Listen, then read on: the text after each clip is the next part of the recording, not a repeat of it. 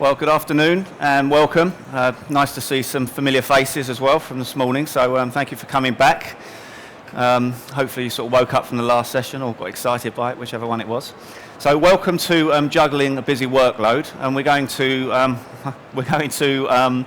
look at this in a sort of pretty typical way. So firstly, we're going to look at some tips to how do I juggle my workload better, and what sort of strategies work for people, and then also look at some kind of maybe challenging around what we're already doing. So as I said this morning, in a different subject area, I'm aware, in the roles that you guys have got, that you're already juggling your workload. So I know I'm not talking to people who have no experience of, how to manage multiple agendas, how to, work effectively and efficiently.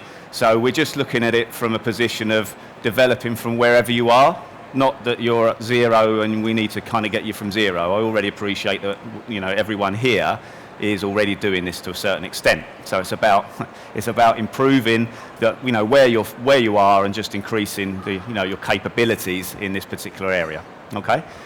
Please ask any questions at any point. So it's really informal, and it's quite nice to get some feedback and engagement from you guys rather than me just talking at you. Okay.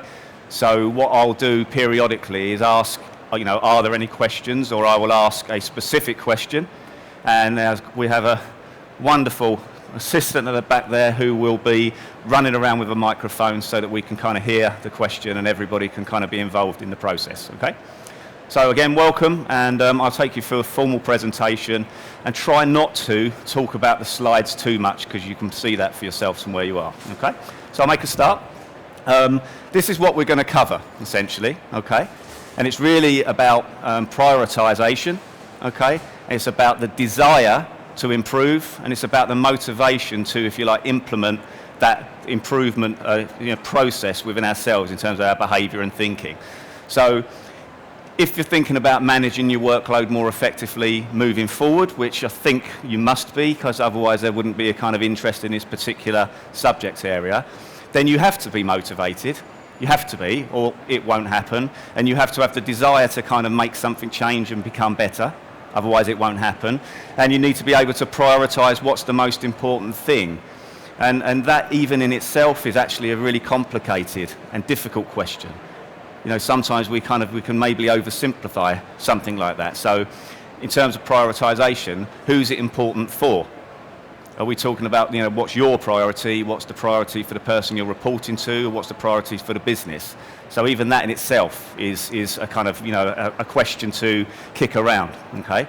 In this context, it's about you prioritising your development in this particular area of managing your own workload and focusing and thinking about it consciously so that you can actually start to make it happen and move on from where you are.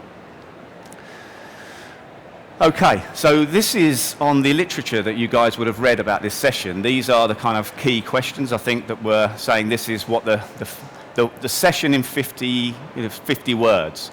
So I kind of turned this around on its head a little bit, and I kind of thought, if you asked a question about who doesn't need to learn to manage their kind of world and their working lives better,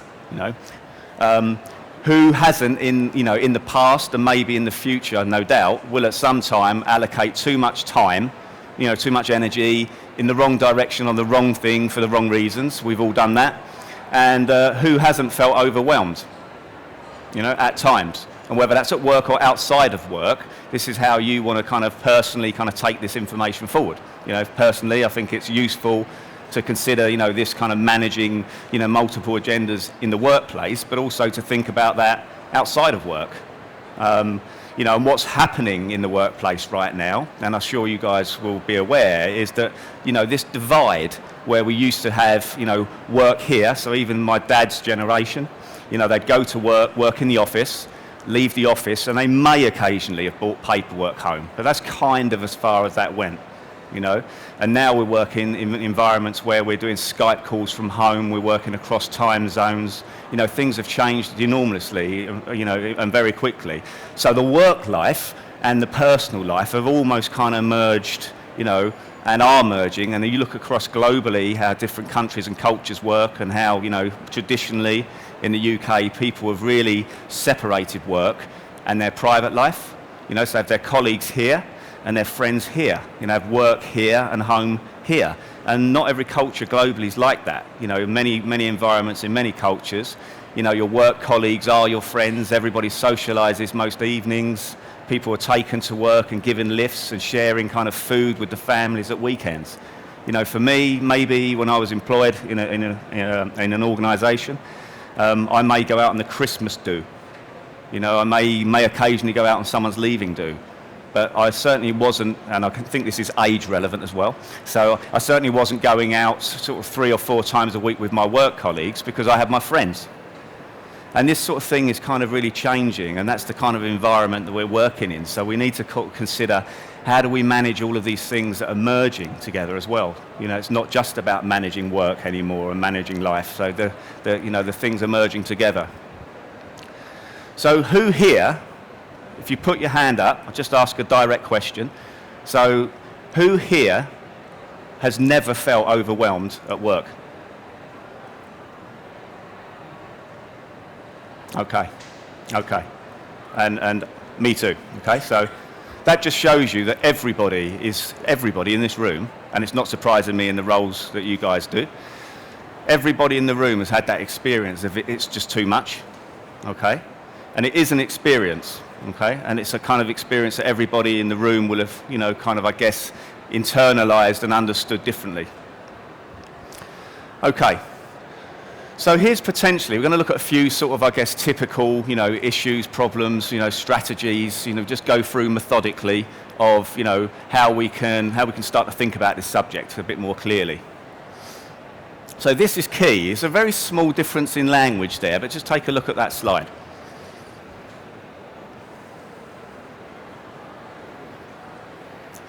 So without patronising people, who has a comment that wants to kind of say, what does this slide actually mean? What's it saying? What's the actual difference here? What are we talking about? Anyone?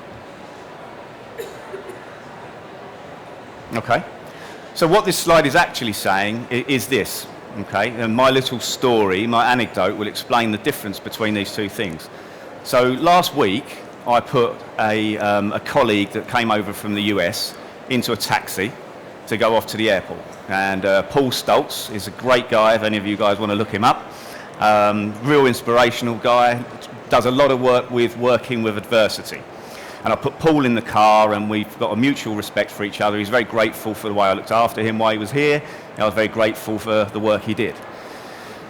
And he emailed me on once he was back in the US, and he said, hey Brad, just to say thanks and, really enjoyed my time with you. By the way, I thought I would share just a quick story with you. And he told me a story about the taxi driver that was taking him to the airport. And who's ever had a taxi driver that tells you their life story?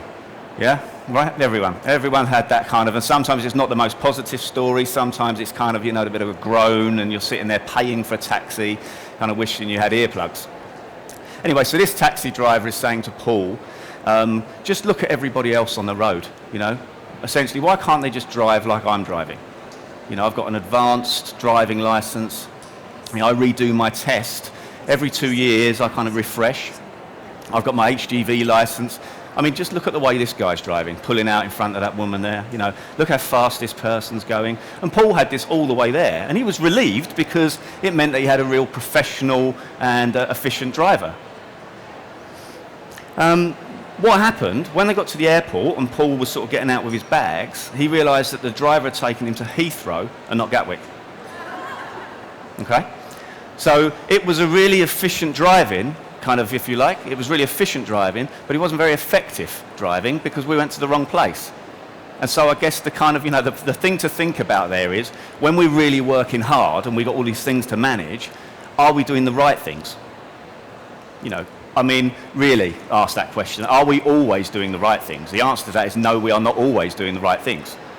So, how do we identify what the right things are? And that is key. So imagine, for example, you want to, improve your kind of skills in managing the workload, or you need to because things are getting on top of you, you're starting to feel overwhelmed. I wonder how many of those things are things you really have to do right now. Or are they things that you have to do for you? Are they things you have to do for your boss? Are they critical to the business? Are we really actually prioritising in the right way? It's just a question. It's not to chastise anyone in the room. My guess in general experience of working with hundreds of people about this particular subject is mostly not. We don't always get it all right all of the time. Very few people do actually. So there's a development question for you guys straight away in, well, how can I identify that better? How do I even judge what's important? Is it an emotional response? And we'll look at a bit about how that kind of happens as we go through the presentation. What's our criteria for important? How do we build that criteria? Is it stuff we like doing and we don't do the stuff we don't like, or the person that shouts at us the most we respond to the quickest, or what becomes important and how? Okay, so has anyone heard of the Prioritization matrix? Okay, so I'm about to deliver some theory. No, I don't think anyone put their hand up. Okay, so this is a Stephen Covey. Anyone heard of Stephen Covey? Okay, so he's very well researched. Stephen Covey, he's a very experienced guy, well published, well respected in his field. And this is a model that Stephen Covey has kind of presented. I think I'm going to stand here. I feel I'm in the way a bit. And what Stephen Covey is saying in this particular model is that we can split our stuff into 4 pieces. All of our tasks, all of the things that we need to do, we can split into 4 simple areas. Now, I would be the first to say, having a background in phenomenological inquiry, which is about kind of not making assumptions actually, and it's also about inquiry rather than telling and knowing, and it's about asking. So you can argue that you can't possibly put all of your tasks into these 4 areas and that they merge and they blur, and I agree with you. So it's a spectrum. The tasks that we have to do, they're on a spectrum of importance, they're on a spectrum in this model too. But essentially, what we're talking about in this model is this. We want to be able to move things from the highly important and highly urgent box. Because when things are highly important and highly urgent, that is where our stress sits. That's where our kind of overwhelmed feelings come from. Everything we're doing and touching feels like it's highly important and highly urgent. And there are things that are highly urgent and highly important. There's no doubt about that. But not everything is.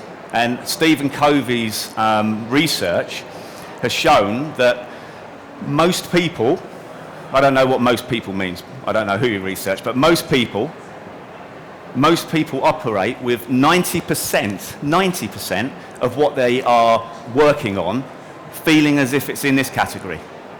So 90% of what Bradley does at work feels like it's highly important and highly urgent. So can you imagine the impact on me feeling overwhelmed? Because it's not just that there's a lot to do, it's not just that there are multiple agendas, multiple stakeholders and different timescales, but everything needs to happen right now. And it's really important. And while that's happening, people are putting things on my desks and answering me questions and the telephone's ringing. And they've got to be responded to right now. Okay? So what Stephen Covey advocates is that we move stuff through to becoming less urgent, becoming a lower importance, and then eventually becoming a kind of low importance, low urgency, which is a nice model, but it's quite difficult to do. If something's important today, it's probably going to be important tomorrow. So how does that happen? So this is one way you can make it work. Okay. Now for me, for me personally in my style, this is very detailed. It's very detailed. I like the idea of this concept. What Stephen Covey's sort of advocating here is that currently, let's imagine in Bradley's imaginary world, I have 3 key tasks and they're highly important and they're highly urgent. But within those tasks, there are sort of sub-tasks, So putting the bin out is a task. It's put the bin out, But if you've got to sort of put the bin out, bring the bin back in, reline the bin, there's several tasks within a task, okay? So here, there's 13, if you like, subtasks within a task, okay? So in terms of managing it effectively, you're not just managing, this is, I think, the trick and the key in this model, you're not just managing the stuff you do, you're managing your emotional response to the stuff that you have. Because if everything's highly important and highly urgent, you are going to feel differently and be much more overwhelmed and panicked and stressed, God forbid, if everything is highly important and highly urgent. So the minute that we can move something out of that space, okay, it remains highly important, but at least it's not urgent. Yeah? So not all 13 things have to be done in that one task to move it from highly important to highly urgent. Maybe if I did 2 of those 13 things, I can at least shift it to there. You know, I don't have the guy standing outside the office with the motorbike running, waiting for the parcel right now. It's highly urgent, highly important. He's gone. It's gone off to the supplier. They don't need to hear from me for another 2 days. I can now move this over there. It's still important because my boss wants this done. It's a key thing in the business. It's got to happen. But you know what? It doesn't now need to happen right now. And you can emotionally shift that. In fact, this way for you guys, you can emotionally shift that here. Okay? And you get an immediate physical, reaction to that, which means you're not only doing now less tasks, but you're in a more positive and a resourceful state to do the rest of the tasks that you have on your plate. Here's that time. Any questions? Yes, just at the front. If you could just wait for the mic because it's so loud. Yeah. Thank you. Thanks. Is it possible that you can have something that's of low importance but high urgency? I guess so, yeah. Do you have an example? Yeah, I think for me, if it's a low urgency, you say, low urgency and high importance, yeah, because you've got I guess, multiple stakeholders very often. So you can often, you can look at something, it might be highly important to you, but maybe it's kind of not to me, or it's urgent for you, but it's not for me. And in that context, certainly. And these aren't absolutes. I want to be really clear about that. So, if that works for you in your world, that you find that you have this task that's low in urgency but high in importance, then that's okay. Just kind of move it out of the highly important place to a kind of not so highly important, and you'll just feel so the labels are incidental. You just got to imagine in your mind that you're doing this with your workload. It's almost like a slide. Something comes in, just get it off of highly important and highly urgent, quickly. And as soon as it's off, you can breathe. So, 2 answers. So 1, yes you can, because there's multiple stakeholders and, different people perceive different tasks as important or not. And 2, because, you can make up your own labels to this, which is why for me, I would never do this at home or at work. I'd be spending longer doing that with the millions of tasks I've got than I would be actually in terms of, the benefits I would get back from doing it. But it is a really interesting exercise. If you took 4 or 5 of the tasks that you've got on at work, particularly the ones that are, multiple, you have the subtasks within them, and just, okay, what are the actual steps towards completing these tasks? And how many of the 5 are in this box? And how many are here? And what's my criteria anyway?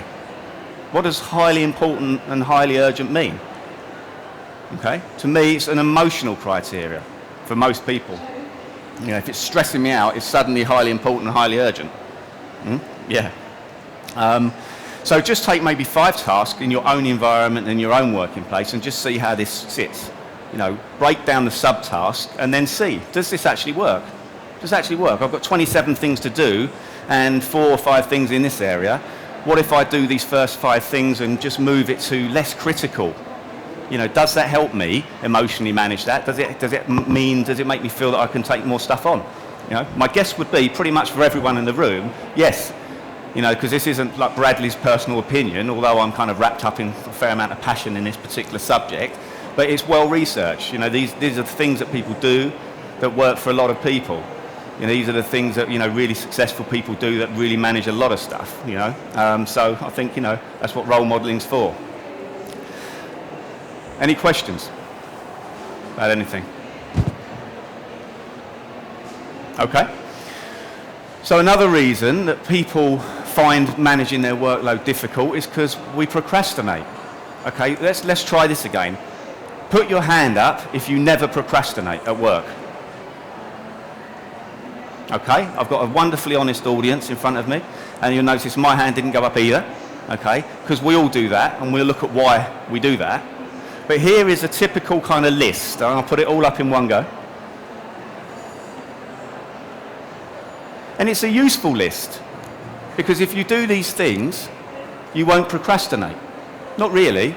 If you did these things every time that you felt the need to put something off, because everyone in the room, I'm sure, has heard, don't put off until tomorrow what you can do today. And we all go, yeah, it's really true. And we know it's really true, and we know it's the right thing to do. You know, get these things done, get them out of the way. In fact, I think my mum's been telling me that forever. You know, probably still will next time she talks to me. So this is it's almost a definitive list. If you said, right, okay, so there's something I don't want to do, I'm going to make a plan about when I'm going to start that. Yeah, I'm going to stick to that plan. I'm going to divide it up into subtasks, or in this case, they're talking about projects. I'm going to break it down. I'm going to, control the amount of kind of paperwork around the project, etc. If you did all these things, that task or these things that you're procrastinating about would get done. Okay, so here's the question. Why don't we just do it, as Nike say?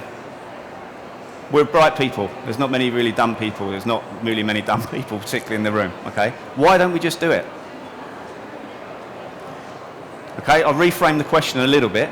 So who in this room, and this will be a show of hands, so put your hand up in this room if you've ever done anything and then after you've completed it, like breathed a sigh of relief and thought, do you know what, it wasn't as bad as I thought anyway, it was just I've done it very quickly. So look around the room. So for me, it'd be around paperwork, something like a tax return, really boring example, but if you listen to my language, that's quite interesting in itself. I obviously see that as a very boring thing. It is. It's loads of paperwork, loads of forms, loads of questions about things I'm not going to know the answer to right off. I've got to go and open drawers and find stuff through files and all the stuff I don't like doing. Okay, so I put it away. But quite often when I go to that form and actually do that process, it's like an hour, or 40 minutes. And I've been putting it off for 3 or 5 or 6 or 8 weeks. And it's been this big thing in my head. I must do the tax return, another letter from the Inland Revenue, really must do it. Red letters from the Inland Revenue, the kind of, So my reaction and response to it is an emotional and reaction response. What's happening is I'm getting kind of stressed and worried and panicky, so I better do something about it. That's not a good criteria. That's not the most effective criteria for you guys, that we kind of only run away from a fire when, it's in the room we're in, It's about kind of identifying the buildings alight and there's something we need to do and do it quite urgently and deal with it and nip it in the bud. So I want to just show you quickly, a guy called Tony Robbins talks a lot about pain and pleasure principle. Is anyone familiar with Tony Robbins in the room? Okay. So Tony's an amazing guy, an amazing speaker, and one of the things he talks about in terms of motivation is it's about pain and pleasure. So our brain, just naturally, it has a tendency, in fact, it's like a primal drive, all of our brains. This is cross-cultural, this is across genders. Our brains move us towards pleasure and they move us away from pain. This is kind of what we're doing all the time. At a subconscious level, our brains are navigating, our body, our physical selves away from pain, be that emotional or physical pain, and towards pleasure. Now, everybody's definition of what's painful and what's pleasurable is arguable, but your brain will move you away from pain and towards pleasure. Okay? So the trick is that most people live by what they call the Niagara syndrome. So they kind of, if you imagine life as a river, and they jump into the river of life and they go with the flow. I mean, have you heard that expression? Right, we've all heard that expression. They go with the tide, they go with the current, and that could be current thinking, current affairs, whatever it is. And they find themselves drifting down this river, and that's fine, because that's quite nice. You haven't got too much to think about, you're just going with the flow. But then when the river divides and you've got a choice, and you don't have an oar or you don't have a dinghy, and you just find yourself going down kind of, the avenue of the river that you haven't purposely chose, it's just the direction you're going in. And the next thing you know, you're heading towards Niagara Falls. And you're heading for a fall. That could be an emotional fall, spiritual fall, a financial fall, and suddenly off you go. Okay? So the trick is not to jump into the river of life and just go with the flow if you want to be in control of what you're doing. The trick is to control the pain-pleasure principle. So I need to understand, going back to my example, that there is so much pain in me not getting this tax return in. I mean, so much pain. Fines, being deregistered from VAT, blah, blah, blah, blah, blah. And you guys will probably know more about that than me, So if I can associate enough pain in not doing this task now, and enough pleasure in once I've done it, how I'm going to feel, it's going to be a weight off my shoulders, it's done and dusted, I'm going to feel safe, I can move on, I'm going to know what I kind of earned, what I owe, it's going to be a nice kind of, feeling. The balance tips, it becomes not this bloody task that we don't want to do or is overwhelming, it becomes this thing that we really must do, because I want that feeling and I don't want that one. And this is how our brains work anyway, subconsciously. So the trick is about, controlling the pain-pleasure principle consciously and not allowing it to control us unconsciously, okay? And I love this it's relative as an example. Same guy, Tony Robbins, talks about hypnosis, and I'm not anti-hypnosis. In fact, I think it's brilliant. I smoked years ago. I went to hypnosis once, stopped me smoking, never smoked since. Brilliant story, love it. So I'm not anti-hypnosis. But in this case, it's almost like we need to focus on getting ourselves out of a trance, not into a trance through hypnosis. We're kind of, all of us walking around on autopilot a lot of the time, doing things we've always done, in the way that we always do them, on tick over, and that's kind of fine. We have to operate in that way. But it's our learning and development starts when we stop what we're doing every day in the same way that we've done forever, and we stop and we challenge ourselves and go, right, okay, I'm not going to accept, for example, that I'm managing my workload as effectively as I can. I'm going to put my hand up and say, do you know what, there are things I can do to do this better. I'm not in control of everything. I'm getting pressures that I can't control, but there are some things I can do, and I'm going to consciously now look for them. Would that last model work for me? Could I separate my tasks up and do it in that way? Would that work? Do I kind of get on this program? Does that work? What can I do to, I guess, actively, help myself to develop in this area? And, when did you last wake up and ask yourself a question like that? Most of us don't. Any questions while I'm on the subject of questions? Okay. Do ask, because I feel like a machine gun sometimes. It's sort of, it's very quick. Okay, so another reason people struggle with managing workloads, another thing that people need to master is delegation. Now, I asked this question in the same room yesterday morning, so I'm anticipating an answer. Who in this room doesn't have someone they can delegate to? Okay, so some. Okay, so I understand and appreciate that. I get that, okay?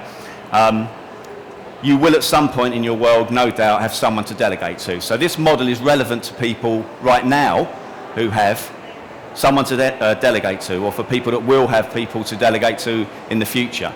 And that could be you. It could be that part of your task management, part of your juggling a busy workload is to go to the person that would be, I guess, in a position to give you that someone to delegate to and put a case forward. I'm not saying you haven't done that, but it's maybe about kind of being assertive. So here's a typical, again, a delegation. For me, it's like a stepping stone approach to delegation. And if you followed this process and you went through this process deliberately, methodically, you would be in a position where you began to delegate more effectively. So, I've talked about some of my weaknesses.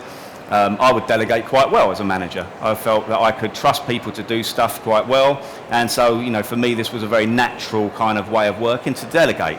And also because I lack so many skills, it was nice to have people around me that could kind of do things better than me. So delegation can get an awful lot of work done. The research that was done, following the kind of some stuff that Stephen Covey did, the research that was done was that the fall down area for most people is in this briefing area. So the analysis isn't a problem. We know what needs to be done. We know what's required. We know when it's got to happen by. We're quite clear on that.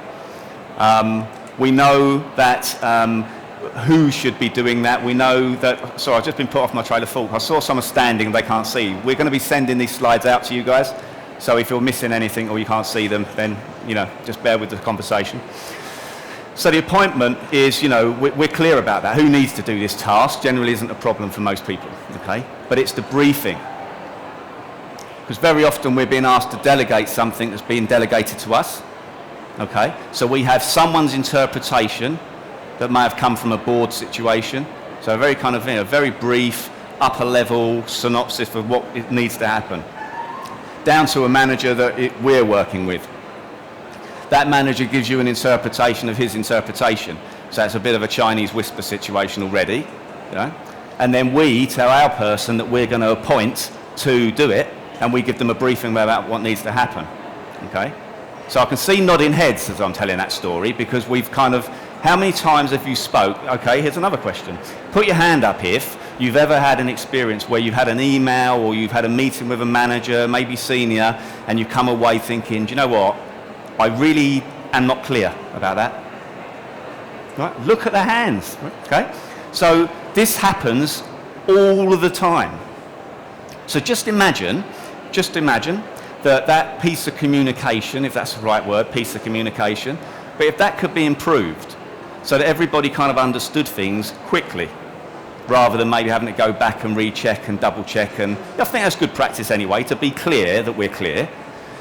But this is a fundamental problem. When you ask a question about how many people have had this experience where it went wrong, and most people in the room put their hand up, that is a problem. That's a sort of endemic problem. That's a kind of, that's an organisational wide, nationwide, global problem. That, when we communicate, we kind of do our best to interpret, but we're not always clear.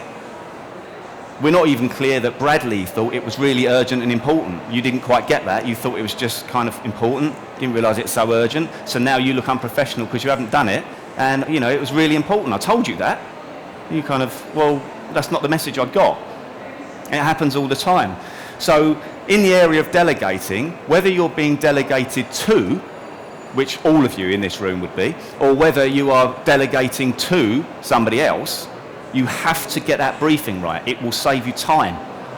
Time means you can manage more. Managing more means you can manage your workload more effectively. Okay, so that is a key piece of information that we really must endeavour to get right. And they're very simple things can help us do that we again already know. But there's no kind of like roadmap that we always follow. So being a psychotherapist, I would say to you that reflection is a brilliant technique. So when someone talks to you, you say, right, so you're saying that what you want me to do is so-and-so. Brilliant, because they go, no, not quite. It's this. You're like, wow, didn't expect that at all. And the recapping and just those very simple things, not to just kind of say, yes, I've got it. And I had an experience really recently in a French bank, and I was listening to this lady really intently about some training that she wanted delivered in the bank, and she was very specific. She said to me, I want you to talk about reward systems, because the people that we work with in India have a very different perspective of rewards. In India, people get kind of rewarded and praised an awful lot, and that's kind of cultural, and it's how they operate. And then when they come into the French bank environment, what happens is they very seldom get complimented. And in fact, I know you're French because you told me earlier. Right? So in fact, what I was told about the French culture is if you keep praising someone, saying you're doing a great job, they will ask you for more money. So no one sort of says anything. So the Indian kind of bunch of people are going into a French bank, and suddenly no one's saying, well done, you're doing a great job. So they feel like they're not doing a great job. And this whole kind of thing mushrooms. Now that is really a familiar kind of scenario, and it's just the communication piece. And the reason I'm telling you that story is because she told me that, and I said, right, I'll do that. And then she told me again the same thing. And I thought, that's really strange. She's telling me again now. She's saying, so what I want you to do is specifically talk about reward. And I went, okay, I'll do that, definitely. And then, honestly, she said it again. So as she was speaking to me again, I thought, she's obviously not understanding that I've understood. That's what's going on here. What's going on is that she's not sure I've got it yet. So I thought, it was almost like, oh yes, Brad, why don't you... So when she finished speaking, I said, so, what I'm hearing is you want me to take part of the session and focus on rewards, and look at the difference between rewards in India and that kind of culture and organisation and the French culture and organisation, and just sort of compare the two ways of looking at reward and what kind of good practice looks like. And she went, yes, that's it. Oh, brilliant, okay. So I guess the point I'm making is that had I not done that, I don't know, would she have just kept saying it? You know, did she feel that she needed to just keep saying it because I hadn't understood? And it's just such a simple thing. And then we left and she knew I had interpreted what she was saying in a way that she was trying to communicate it. And actually, that really made me respect her because she's really very senior in a French bank. It's very male dominated. And she's really very senior in the bank. And she wasn't going to let me out of that room until she knew I had what she was trying to tell me. She wasn't happy with, I got it. So I'm saying, let's expand that out. Let's not walk away with, I've got it. Or if somebody says, that's it, and you're not clear. So not to labour the point, but just imagine you were really, really clear about everything moving forward and how much more headspace you would have. Where you didn't have to go back and say, sorry, I really don't get it. My favourite is emails at work when it's full of acronyms and actually I don't know what half of them even mean and what the CLROU unit is. And, so there's so many assumptions made in the workplace that you just know. So it's really important to really build that alliance where you can honestly say, hand on heart, look, these are the things I don't know. Okay. So if we were to look at reasons for, as the slide says, repeated failures, okay, they're not rocket science. What I was really relieved to see when all this kind of research came back was that it didn't say that projects fail or companies fail because they haven't implemented the right IT platform. And what you need to do to be successful is spend £50 million on IT equipment, and reinvest every 6 months. It's saying that people fail because they don't know what the objective is. I'm not saying you guys don't know what you're doing, but I'm talking about in every single instance with every single task. In every moment with everyone in your team. There's no way they all know what the objective is all of the time. So it's something to really think about because this is the 4 key reasons why people and organisations and teams fail in their project delivery. Okay? They don't know they're failing. I think that's the best one of all. That's absolutely fantastic. So, they don't know they're failing. And this is the difference between effectiveness and efficiency. This is the difference between effectiveness and efficiency. I'm working really hard. I can't take any more on. I'm doing everything I can. Everything's going out on time. You don't have to send anything back to me. When I've done it, it's right. But I'm doing the wrong 10 things, maybe. Or I'm doing 8 of the right things and not 2 of the really most important things. So, I don't know I'm getting something wrong. And the analogy I've used over the last couple of days is it's the glass of water. And I know we all know about the glass of water being half empty and half full, and that's positive and a negative thing. But your glass of water can also represent your workload. You can only get an amount of water in a glass. Now your glass might be way bigger than mine. You're way more competent and skillful than mine. But your glass will fill up, and when it's full, it is full. And when I get a coffee in the morning on the station, when I go to the station in the mornings, and he fills the coffee up, that's his job, so he's an expert, and he gets it so full that it has that little bubble on top, where it almost like defies gravity, and water makes this bubble. But that is as much coffee as I can get in there. And so I guess that, if you don't know how to tell someone your glass is full, if you can't make someone understand that your glass is full, then you are not going to be able to manage your workload. Because once it's full, it is full. There is no more room. And this is where the kind of stress and feelings of being overwhelmed come from. And taking your side completely for a moment, that's the sort of sad part of it too, because if I keep pushing stuff on you and you don't tell me, you start to fail. And it's your fault. And I don't mean that's your fault, but what I mean is I would, as a senior manager, see that as your fault. It's kind of like, I thought that report would be in, But yes, Brad, but my glass is just overflowing. You've got to try and get a litre in half a cup. And I don't know that. So it's about, you don't know how to push back or say no, okay? Or you don't know why you're doing it, why it's important.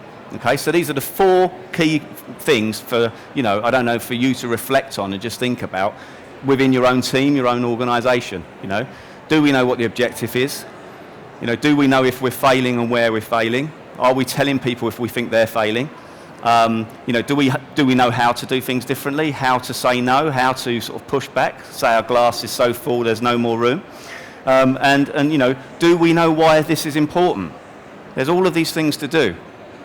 Do we know why they're important, or is it just the things that kind of stress us out the most that we do? Is it an emotional response to our agenda, or is it a more strategic, aligned? These are the things we're doing because this is why it's important. What's our criteria? Yeah. Okay. So as mentioned, again, the capacity to say no is really important. I do understand that when I talk about saying something like saying no, I sometimes feel like people are going, oh, come on, get a life. I'm 50 years old. I know how to say no. But that's not where I'm coming from. I'm talking about the times where we don't and we know we should. Or the times it's really difficult to, and we might do it in a clumsy way, because that's the other way, isn't it? I said no. And but it's, whoa, all right. And then there's like, oh, she's really stroppy. That sort of thing goes on. It's like, well, come on, my glass is so full. What do you want? But it's about kind of managing the saying no. So it's whether you find it difficult to say no, or it's how you say no, okay?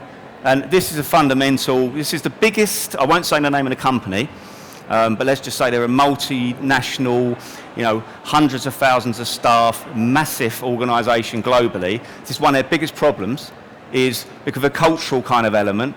It's really very difficult for people to say no. So when they're working with their clients, what they actually get is a yes. Yes, we will do that. Yes, we can do that by Wednesday. Because if I don't say yes, I'm going to look unprofessional. If I don't say yes, it's going to make me look like I don't know what I'm doing. And, so I'm going to say yes. So the clients, repeatedly get let down by this kind of saying, yes, I can do it. Yes, I can do it. Yes, I can do it. So it's a global thing. It's not just kind of the fact that most people in this room put their hand up. So we've all had this experience, okay? So here's a little strategy. It's just a very simple thing to think about if you're going to be in a situation where you've got to say no to that person, the difficult one. Sometimes you are not going to get approval. You're not going to get someone to say, okay, you can't do it, I know you're busy, don't you worry about it. Sometimes someone is going to say, oh, well, bloody great, well, who do I ask then? And walk off. And then you're like, oh, no, I really feel like now jumping up and saying, oh, look, all right, well, let me put a little bit more water in my full-up glass for you. And then you watch it spill over everything. You're like, well, what do I do with that? And they've now handed it over. Now it's you that are going to fail if you can't do it. So you're under more pressure. It gets overwhelming. Okay? So I really understand, Brad. This is really important to you right now. Okay? So there's two people to say no to here. One person you say no to, you don't report to. The other person you say no to, you do report to. There's a difference. Okay? So the one that you don't report to, it's really okay just to kind of say no. You don't have to be rude. I can understand why it's important for you, Brad. But I really can't do it because I've got these 10 things to do right now, and there's a deadline on all of them this afternoon, and my boss needs it all done, and I'm already under pressure. I'd like to help you. How about, you come back to me tomorrow, and we'll look at this together at 3. Or how about we ask somebody else? Or how about we just come up with any other solution that doesn't involve me doing this for you now? Because I can't do it, and I don't report to you, so bye. Okay, now if that person kind of goes away with a little bit of a tail between their legs, maybe that's a good thing. I'm not saying it is a good thing. But if you're always lovely and approachable, do you know what? I'm going to come back to you all the time, because you're the one that's going to buckle every time, and I'm going to go, Jenny, do that. No sweat. Here you go. Gee, do that. I'm going to put on you and put on you and put on you. But if you're a little bit prickly, then maybe I won't. So there are techniques to use in who you're saying no to. Equally, let's imagine you did report to me, okay, and you said, Bradley, I really appreciate this is important to you, and it sounds like it's urgent. Is this something you need done right now? Yes. Okay. Well, I'm unable to do that right now, because I've got these 10 things on. The same 10 things I showed the other person. I've got these 10 things on that my glass is full, there is no more time, there's this many hours in the day, they're full, that is it. Johnny shall have a penny a day because he can't work any faster. It's been around for hundreds of years. Okay? Show me out of those 10 things which is less critical to you. Because I need to pour some of that water out to get this new bit of water in. And I want to do that. I work for you. If this is important to you, let's do it. Let's do it right now. I'm currently doing this thing. I've got all these things to do. I thought they all had to be done by 4 o'clock. If they do, I really can't do this. We have to find another solution together, right? Or if there's one of these that is less important, could you just tell me which one it is? And what I'll do is I'll remove that and put this in, because honestly, that's how busy I am. Yeah? So you said no, but you've proposed a solution. You've said no to me respectfully, and you've proposed a solution. But you said no. You show me how busy you are. So there's a difference between just going, talk to the hand, kind of saying no, which is why sometimes it feels like this big, got to go and say no to the boss, because it doesn't have to be that way, because it's a kind of really nice no. It's a really empathic no. I really understand how busy you are and how important it is, kind of no. It's a very different kind of no. Yeah? Okay. So this is the glass full, glass empty, this is the bit I've been talking about. And this is the bit to sort of, I think, communicate to other people. Because I don't know you guys at all. If I look around the room, I don't. I've met some people, from other talks, and, it's nice to recognise faces, but I don't know the people in this room. But I bet you can all manage a workload. It's managing the other people and their expectations around the workload and what's reasonable and those kind of complexities. Because actually we can only all do an amount of work. That is it. That is as good as it gets. And then we have to start to delegate. And, and that point, it's the difference between a bricklayer can lay 1,300 bricks a day. But if you've got a team of bricklayers, they can build a house. So it's the same concept. You cannot make a bricklayer lay 2,500 bricks a day because it's just physically impossible. You can't do it. You can scream at them.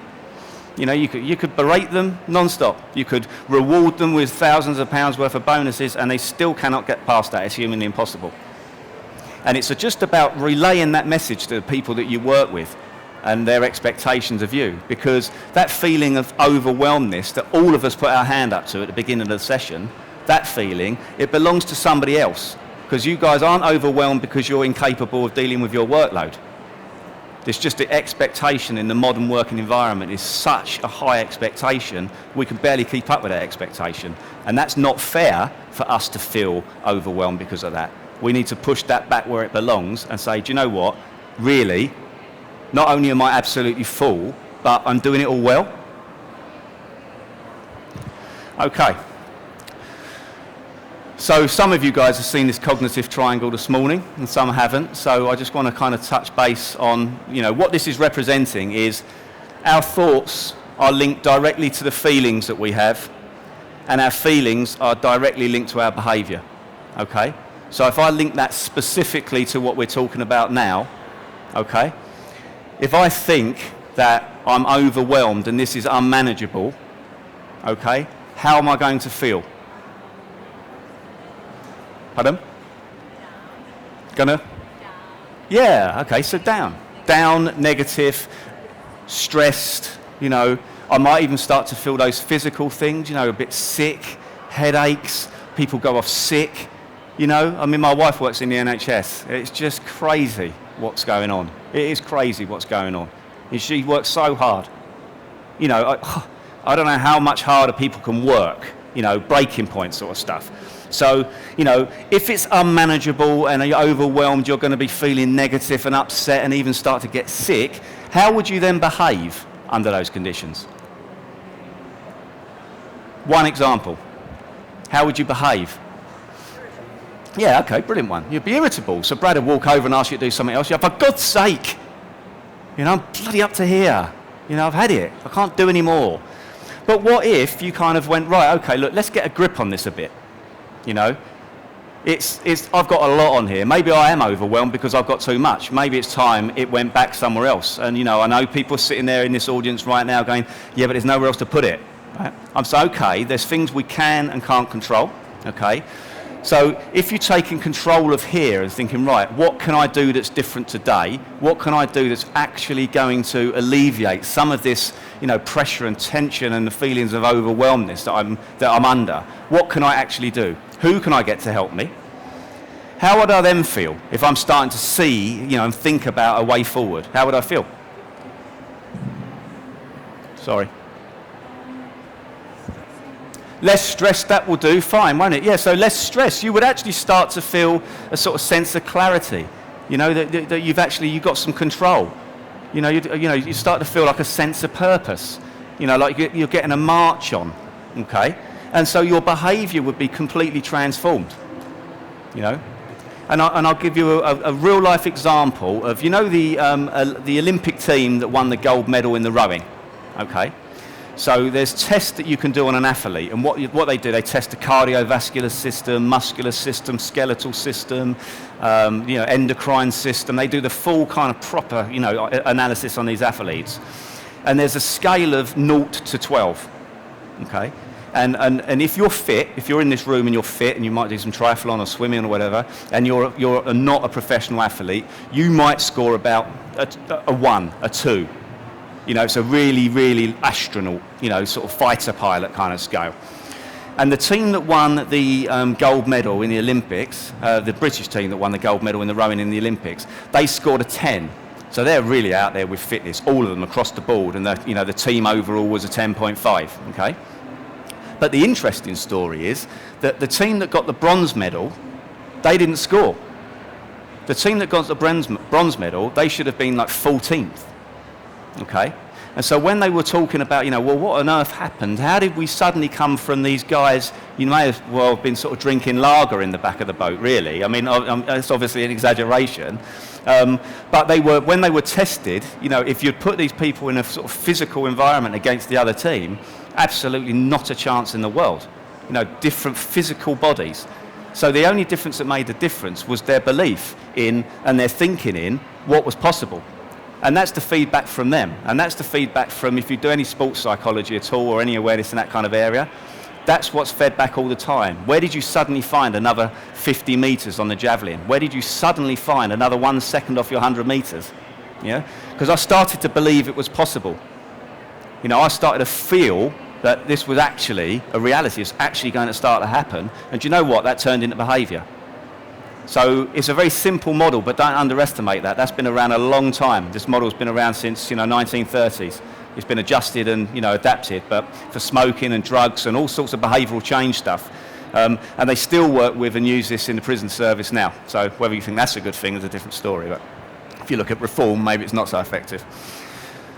Okay, so this is kind of coming towards the end of the presentation, actually. So this is the kind of content we've focused on. And I hope it was a slightly different slant. It wasn't sort of telling you guys to suck eggs, but it was more about looking at, what is your desire level? Do you want to do this? Do you want to become more effective? Are you really going to take this forward?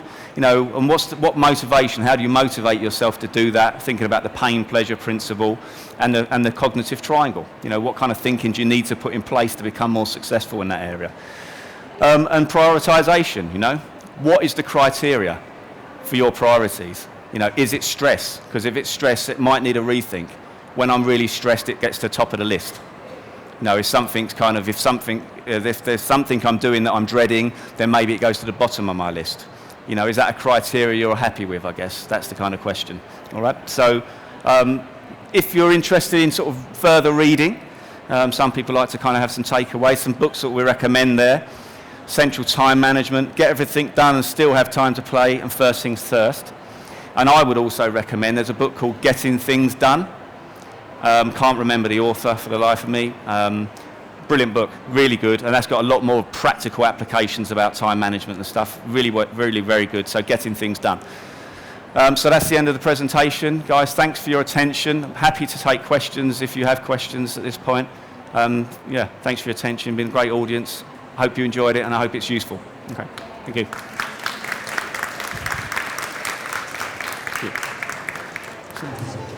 Are there any questions? Yeah. Hi, my question was just about saying no. How do you say no to something you're already doing? So say sort of like your hours might have been reduced or something like that. You've picked up something for somebody without it being officially asked of you. and then there is a situation where you need to say, I can't do this anymore. Okay. So how do you sort of manage people's expectations with saying So no if to you're that? asked to, if you want to stop doing something you're already doing, that's Yeah, not because within it's your just- actual remit. Yeah, that's not really within your job or something, and you need to stop doing it, basically. Okay. So I think you can follow a very similar process to what was just on the slide, because it's really okay to go back to someone with that same approach. So, follow the empathy model. So, you can understand why, they need this done and why you've been doing it. But you can't continue to do it. It's sort of unsustainable. And these are the reasons why. Always have a load of stuff. Don't sort of just get emotional about it. Not that you would, but always have stuff. And then propose a solution. Propose a kind of alternative. And my experience as senior management generally has been they kind of want to just be able to say yes or no. You know what I mean? They want it to be kind of, they don't have time to really spend ages on something. So just put your case forward in a way where you're being empathic, and that you're giving, solid reasons why you can't do this. If they want you to continue, remember the trick of saying, well, what other thing can I not do then? And then propose a solution. And I think that's just a nice way to sort of address that situation. Because it's not too late just because you're doing it already. Okay. Anyone else? Nope. Okay. Thank you, guys.